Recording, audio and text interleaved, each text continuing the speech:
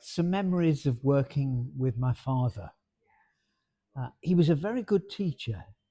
He really loved communicating. Of course, he did it with the customers, and who sometimes would spend ages in the shop having almost a lecture on coffee. But he taught me everything. And of course, to start with, I had to um, begin to appreciate and sort out the various flavors of different coffees.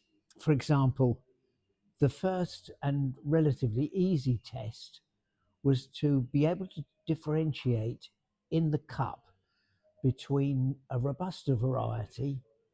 You know, there are two basic commercial varieties of coffee, Arabica and Robusta, and they're very different. And to be able to pick out the Robusta variety from an Arabica variety, well, that wasn't too difficult. But what was more difficult and took quite a lot of teaching was he'd give me tests where, for example, I'd have to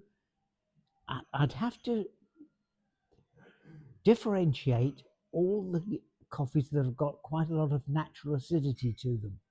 So he'd put on a bunch of coffees, a selection of coffees, for example, Kenya's or Costa Rica's, um, sometimes an Ethiopian, which although it's not nearly as sharp and acidic as those other coffees, also does have an acidity. And I had to pick out which was which, and he would put two bowls, they were tasting bowls, and I had to blind taste them. He'd get them ready and say no cheating, and I'd have to pick out not just one as a Kenya, I'd have to find its partner. So I'd have to find two coffees of the same kind. And that did take a while, but he was full of praise. I remember as gradually I began to be able easily to differentiate between the different coffees.